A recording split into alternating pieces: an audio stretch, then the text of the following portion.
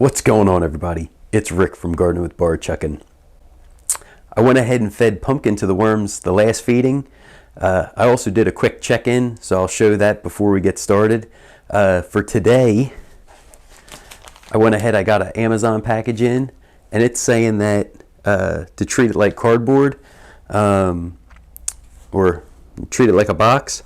So that's what I plan on doing. So I'm going to try feeding it to the worms. I think I'll give them the feeding inside the bag and see how they make out with it. When I was ripping the label off, there is some kind of white substance. I'm guessing it's like those biodegradable peanuts. So I'm gonna do it with caution and keep an eye on it. But that's what I figure I'll give the worms. Also, before I forget, I did go ahead and find a few new settings on the camera, so let me know if you notice any difference between either the picture or the sound quality. Let's hop in and check the bin out. This is going to be a quick check-in on the pumpkin feeding. The pumpkin was put in on Wednesday. It's now Sunday. Okay.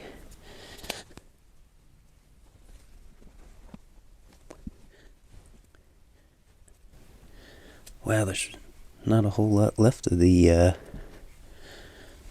pumpkin, but at least the worms are kind of in that area.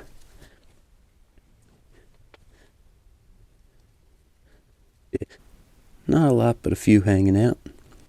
Okay, just kind of bury it, and then I'll be back to checking it on Wednesday. So I haven't showed this bin in a little while. This was also fed pumpkin, so I'll just bring you along, see how this is looking also. So this one I have a plate marking the feeding area.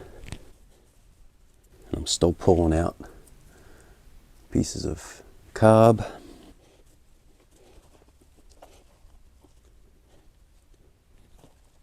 Ooh, I feel at least moisture. And there's just a little bit more pumpkin left in this one than the other one.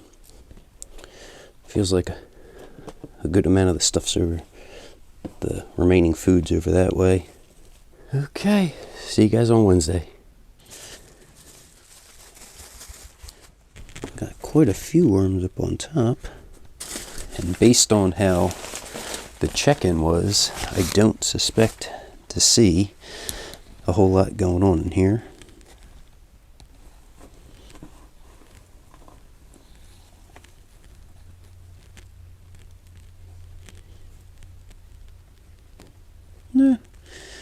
Kind of proving me wrong. There's still a little ooh, that's getting eaten up pretty well. Yeah, there's still actually quite a few in this area. So what I'm going to do is definitely give this a nice big mixing. Get everything all aerated, and then give them a good feeding. Ho ho! So I still have the apple in here. And it's getting kind of mushy. And then here's the piece of pineapple.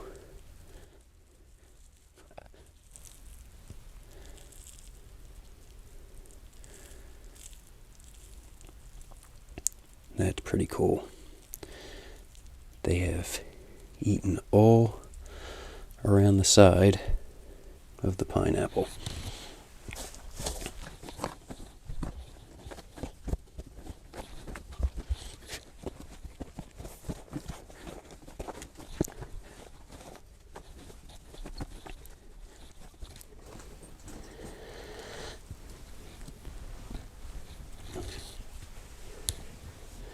So here's the feeding that I have for both bins. I'm giving about half to this one, and then I'll put the other half in the bubble mailer for the other.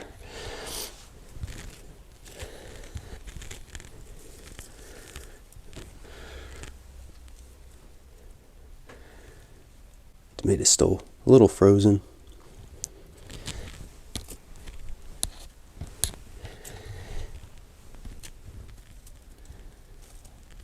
Okay. I think that should be a pretty nice feeding for them. I'm going to go ahead and add some ground eggshells.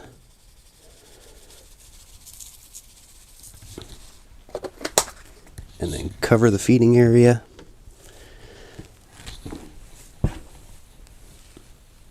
I think I lost my my coffee filter, so I'm just going to kind of notate it with those two pieces, the egg carton and the toilet paper roll. Basically it's right there smack dab in the middle. I like feeding in the middle because if it does tend to heat up, the worms have a couple escape routes. You know, if it's just on the one side, they can go that way, but then if they get all the way to the edge, they're not getting into where the food is. So feeding it in the middle, they can break off to the left or to the right and then kind of work themselves back to the middle. Let me cover this one up and we'll get into the other bin. With the bubble wrap, there's a smooth side and I guess if you want to call it the bubble side. I try to always put the smooth side down. That's just a personal preference, but it may help you out. The bubble side, if worms get up in there, they'll be crawling around inside the bubbles. At least on the other side, it's nice and flat. So this bin was my original red wiggler bin that I started back in 2020 with only around 50 worms.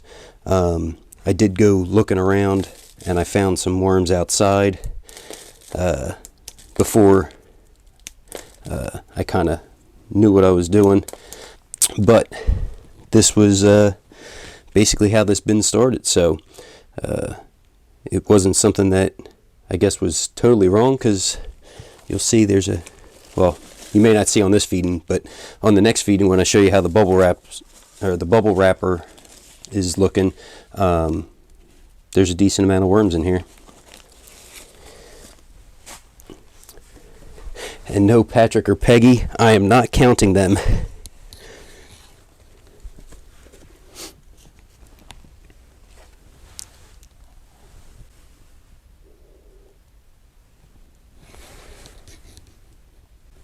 See, there's a nice red wiggler right on top.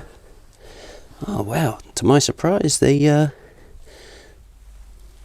did kind of stay hanging out in that feeding area. I guess the moisture's probably pretty right for them, and then also they still have I did put some apples in here.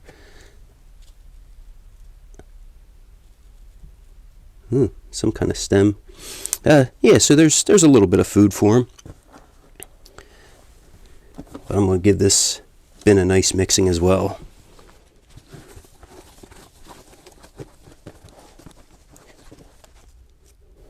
I don't know what that was, but whatever it is, might have been, I think I put eggplant in a while ago.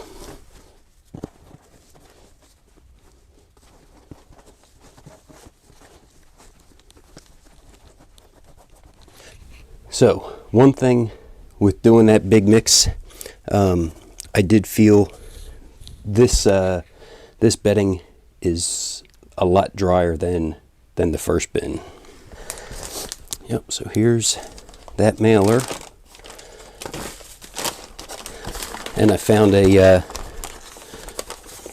old carrot, so that's going in there too. I will break it in half though.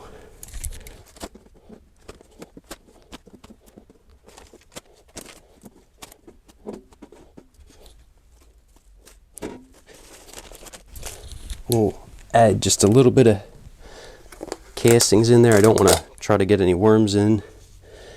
And I will top it with just a little bit of eggshells in there. I may cheat a little. Give them a couple openings.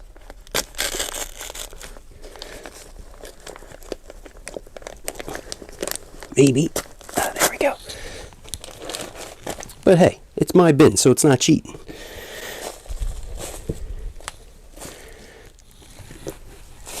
So I'll just kind of cover it up a little. And then I still have a little bit of water on the tray. Well, liquid. So I'm just going to go ahead and go to pour that right there in the center. Allow that to kind of get the, hopefully keep moistening that bag to allow the worms to get in there a little faster. And if you can see, they've been nibbling on that cover, which is fine. And cover that up. So we'll get to see in about a week how well these worms are doing on that bag. It's going to be a complete and total surprise for me because this is the first time I'm ever doing anything like that. Let me know down in the comments how you guys think it's going to go and what you think it's going to happen. Is there going to be a whole load of worms in there or nothing at all? Well, thanks for coming along, checking out the video. Everybody have a great day. We'll just start over.